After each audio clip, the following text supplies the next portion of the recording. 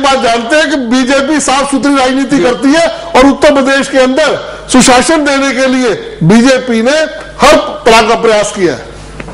यहाँ पर सवाल अब समाजवादी पार्टी से पूछ रहे हैं आपसे राजीव राय जी, इमाम बुखारी को लाया जाता है, धर्म का सारा तो समाजवादी पार्टी भी ले ही रही है। नहीं, देखिए उत्तर प्रदेश में समाजवादी, जबकि अखिलेश नहीं चाहते उसको, आजम खान है उन्होंने भी कहा कि ये अपनी आप तरफ से कर रहे होंगे, लेकिन नहीं लाया जाने का मतलब नहीं। जब हम समाजवादी पार्टी संघर्ष कर रहे हैं उत्तर प्रदेश में सत्ता परिवर्तन के भ्रष्टाचार से भरी सरकार को हटाने के लिए, तो उसमें समाज का जो भी वर्ग हमको आकर सपोर्ट करता है उसका हम स्वागत करते हैं।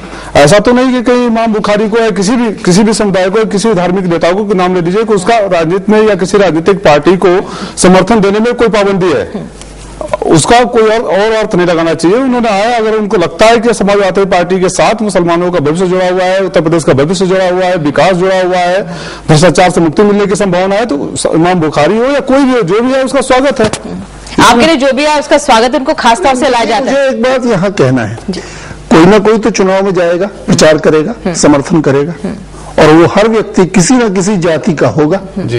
तो कोई भी व्यक्ति चुनाव में प्रचार में जाए, आप ये कह सकते हैं कि वो तो उस व्यक्ति के जाति के लोगों को आप रिझाने के लिए उस व्यक्ति को ले गए। अब बिना जाति का तो कोई आदमी हिंदुस्तान में है नहीं, बिल्कुल। तो फिर तो इस बात तो नहीं, जायज या नाजायज नहीं कह रहा हूँ, सिर्फ इसलिए चुनावों के दौरान सिर्फ इसलिए अचानक बताया जाए कि फला आदमी बढ़ई है, सिर्फ इसलिए नाजायज है जिसको पता नहीं हुआ, अचानक कहना की मजबूरी आ जाए कि बढ़ई है या लोहार है या यादव है, अगर बताने के देश को जरूरत पड़ जाए तो मैं समझता हूं कोई जायज नहीं है। सिर्फ इसलिए कि कोई व्यक्ति वहां गया और उसकी जात अमुक जात है, इसलिए हम उस जात को प्रभावित करना चाह रहे हैं, इस आधार पर नहीं होना चाहिए। देखा यह जाना चाहिए कि क्या उस व्यक्ति को जातीय आधार पर इस्तेमाल किया गया, यानी जाति को मुद्दा बनाया गया।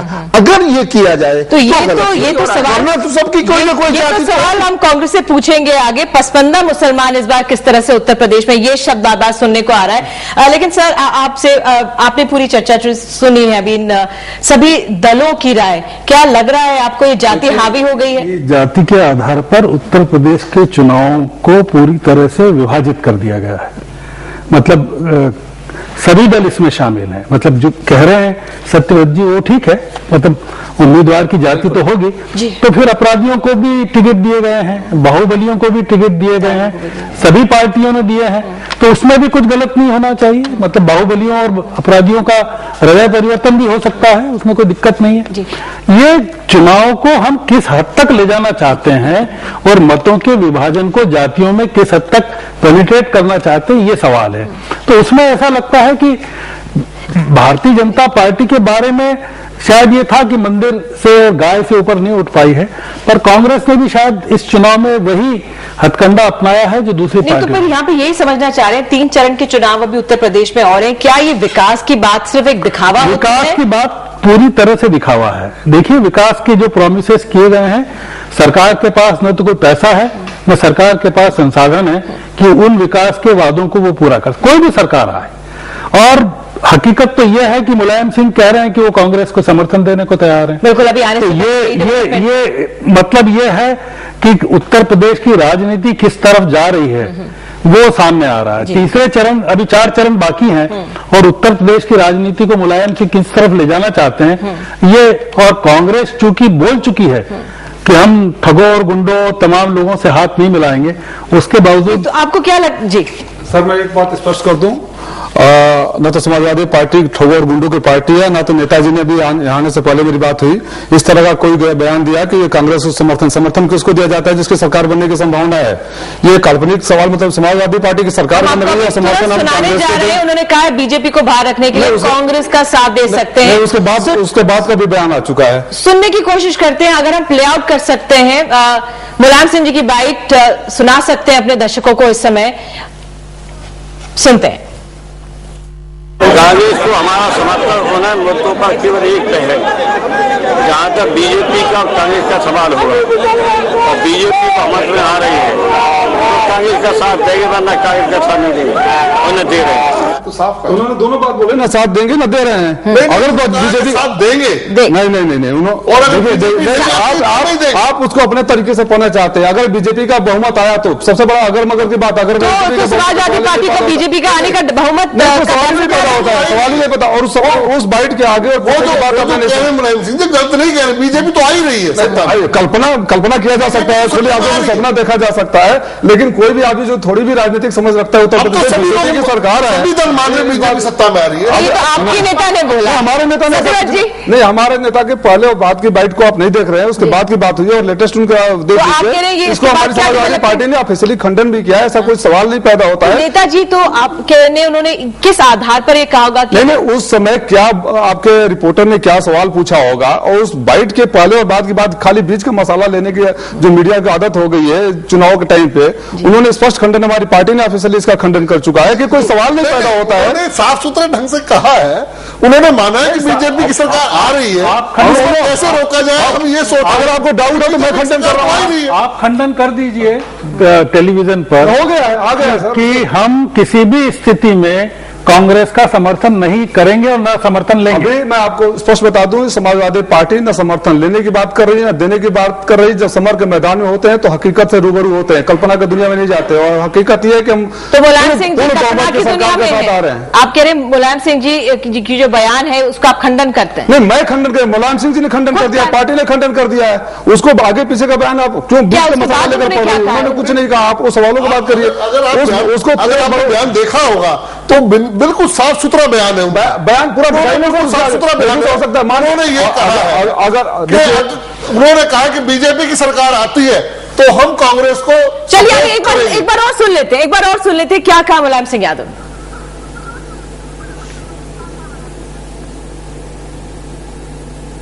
कांग्रेस को हमारा समर्थन होना मुद्दों पर केवल एक है, जहाँ तक बीजेपी का कांग्रेस का सवाल होगा और बीजेपी बहुमत में आ रही है तो कांग्रेस का साथ देंगे, वरना कांग्रेस का साथ नहीं देंगे, उन्हें दे रहे हैं आ रही है।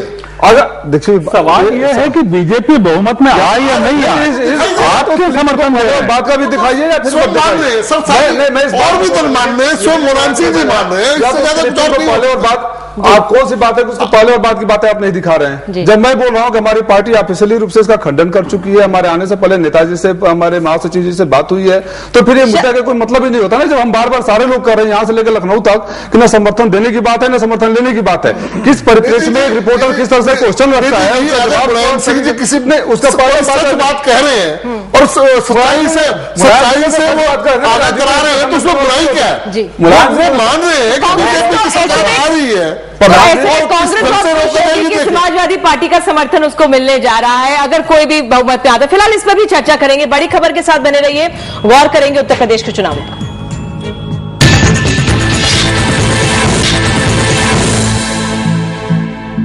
मैं तो हमेशा से कहता हूं, मेरे पास तो प्रमाण है, मैं तो मध्य प्रदेश में सिमी और बजरंग दल दोनों के खिलाफ मैंने कार्रवाई की है। Madhya Pradesh was the first state to ban SIMI and also ban Bajrang Dal, but then my proposal for banning Bajrang Dal was not accepted by the NDA government. My proposal to ban Simi was accepted by the then NDA government. They are both two faces of the same coin, like Imam Bukhari and Mr. Mohan Bhagwat. यहाँ पर आपसे sir जो ये उनका बयान है, अब चुनावों के इस दौर में कैसे देखेंगे आप? मैं ये थोड़ा सा अब चाहें तो सरकार केंद्र में इन्हीं की है, अगर एनडीए ने नहीं किया तो यूपीए 2 बहुत सारे प्रतिबंध लगा सकती है, बहुत सारे दलों पर लगा सकती है, मोहन भागवत पर भी लगा सकती है, इमाम बुखारी पर भी लगा सकती है। तुष्टीकरण की राजनीति कांग्रेस भी कर रही है और बीजेपी भी करती थी, इसलिए आम मतदाताओं के लिए इसमें कोई फर्क नहीं है। दिग्विजय सिंह की बात को वैसे बहुत सारे लोग गंभीरता से नहीं लेते हैं, इसलिए मध्य प्रदेश में हम लोग थे, मध्य प्रदेश का ही हूं, इसलिए मुझे पता है कि उनकी बात को हम लोग कभी गंभीरता से नहीं लेते थे। सत्यव्रत जी, कैसे देखेंगे आप अपने इस नेता के ये बयान को? देखिए, दरअसल उन्होंने कहा है जो एक घटना अपने समय के, अपने शासनकाल की उन्होंने एक घटना का जिक्र किया है, अब उसके गुण दोष में क्या जाने की जरूरत है। वैसे मैं सहमत हूं आपसे कि दिग्विजय सिंह अक्सर चुटकुले कहते रहते हैं, उनको चुटकुलों तक ही रखा जाए, इससे अधिक उसका महत्व नहीं होता। तो आप कह रहे हैं उनका ये बयान चुटकुला मात्र है? मैं तो ऐसा ही मानता हूँ। आप ऐसा मानते हैं? नहीं, दिग्विजय जी कुछ भी कह सकते हैं, उनके बयान की अब कोई अहमियत रह नहीं गई है, ना जनता के सामने रह गई है, ना राजनीतिक दलों के सामने। इमाम बुखारी और मोहन भागवत एक ही सिक्के के पहलू हैं। बीजेपी को लगता है वो कुछ ही बयान दे दें, ठीक है, सहमत है बीजेपी से। सहमत नहीं है। हाँ। वो कुछ भी बोलते हैं। अब उन्हें या तो कांग्रेस को इलाज करे उनका, और वरना तो कुछ भी बोलेंगे तो बोलेंगे ना। अब उनकी बीजेपी शांत बैठी रहेगी, इस पे बात नहीं, बीजेपी तो बोल रही है, ये गलत है। देखिए, बीजेपी तो बोलती है, बीजेपी के बोलने से नहीं, उनकी बोलने की बात है। अब दिग्विजय जी ये कह रहे हैं कि ये दोनों एक सिक्के के दो पहलू हैं, तो उन्हें स्वयं समझना चाहिए। और वो बता रहे कि राजीव गांधी आप भी सहमत होंगे दिग्विजय जी के बयान से? मध्य प्रदेश का अगर इतनी हिम्मत है तो लगाए ना यूपीए, बैन लगाए ना इन दोनों को। एक बात मैं बोलना अगर इतनी हिम्मत रखते तो लगवाए। ये महामंत्री है, ये कांग्रेस के महामंत्री है और बहुत नजदीक है कांग्रेस सुप्रीमो के, तो क्यों नहीं लगवाते बैन? लगवाए। निधि जी, वैसे तो सत्यव्रत जी ने बोल दिया कि ये चुटकुले बोलते हैं, चुटकुलाबाज ज्यादा है, नेता कम है, तो बात खत्म हो जाती है वहां। लेकिन मैं एक बात बोलना चाहूंगा, इस पूरे चुनाव में अगर आप गौर से देखेंगे तो कांग्रेस पार्टी ने एक स्क्रिप्ट लिखकर नेताओं को दे रखा है, और जब लगता है कि एक स्क्रिप्ट फेल हो जा रहा है, कभी जैसे अभी कुछ समय आपने पहले सुना आंसू के बाद, फिर फांसी की बात, जब लगा कि बैकफायर कर गया तो फिर कभी कुछ और बोल देते हैं, फिर माफीनामा दे देते हैं, बाटला हाउस की बात ये करते हैं, फिर इनके गृहमंत्री उसका डिनाई करते हैं। तो इन लोगों का जो स्क्रिप्ट हो जाता है ना, जब बैकफायर कर जाता है तो फिर नई स्क्रिप्ट लिखने लग जाती है और अलग अलग इलाज कर दिया जाता है। स्क्रिप्टिंग बहुत अच्छी नहीं चल रही है, बैकफायर कर गया, जब नुकसान हो जाता है तो नया स्क्रिप्ट लिखा जाता है और नए नेताओं को रोक दिया जाता है। देखिए कि कांग्रेस में राहुल गांधी, प्रियंका गांधी और सोनिया गांधी इस तरह की एक भी बात नहीं कह रहे हैं। वो तो विकास की बात कर रहे हैं, लेकिन जो नेता है